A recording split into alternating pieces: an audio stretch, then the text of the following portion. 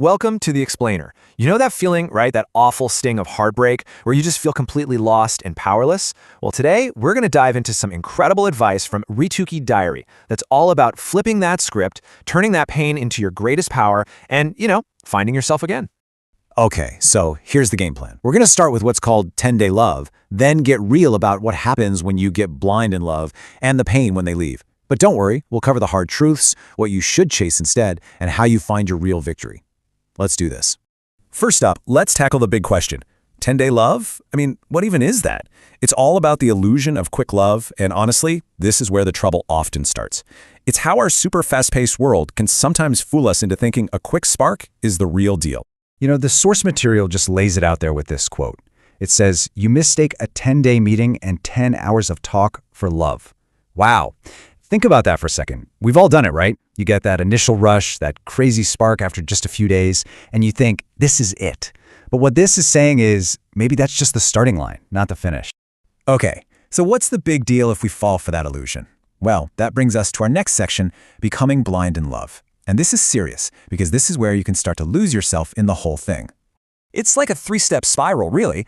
First, bam, the feelings just overwhelm you. You're swept off your feet.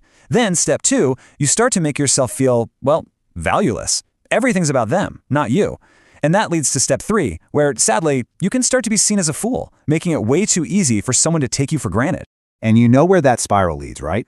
To the absolute worst part of it all, when they leave you. The reality of being left behind is it's brutal. You're just there trying to figure out what just happened. Look, it's so easy for people on the outside to say, just move on. But let's be real, forgetting someone is incredibly, incredibly hard. When you're the one left crying, feeling totally stuck, those words don't help. That pain is real, and it's okay to feel it. Okay, so after all that pain, we get to the turning point. And this next part, it's a bitter truth, a harsh reality you need to hear. But trust me, this is the part that can change everything for you. The source asks a really sharp question to snap you out of it. It asks, maybe they are now a mother or father of two. Just let that sink in. You're crying, you're stuck, and they might be off living a whole new life, maybe even with a family. They've moved on completely. So the real question is, why are you still there? It really boils down to this. You are crying for someone who places absolutely no value on you. All that pain, all those tears, they're for someone who isn't thinking about you at all. And that realization, as much as it hurts, is the key to unlocking your own power. So once you accept that truth, it's time to change the game. It's time to chase hard work. This is where you stop running after people and you start running towards something that's actually going to pay off. Think about it like this. Chasing a person, that can end in betrayal. You can be used, you can be left behind. It's a huge risk. But chasing hard work, that always bears fruit. Hard work will never, ever betray you. It's the one thing you can count on.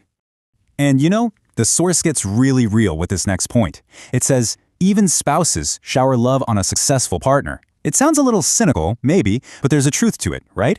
Success builds respect. When you're doing well for yourself, you become a magnet for good things. All right, let's get to the best part, your real victory. This is the ultimate transformation, and the key thing to remember is this victory has nothing to do with getting them back. It's all about you. This is such a brilliant way to think about it, the coconut analogy. To build emotional resilience, you need to be hard on the outside, like a coconut shell, so that people can't just break your heart easily.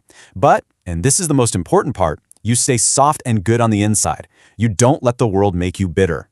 And this is the real game changer. The goal isn't revenge. Forget about trying to make them jealous. The goal is to become so successful, so happy, so you, that they are no longer even worthy of you. It's about outgrowing them, not getting back at them. So, I want to leave you with this final question to think about, because you know what happens when you put in the work and you become this incredible, successful person? They often come back. They always do. But by then, the question isn't, will they want me back? The question is,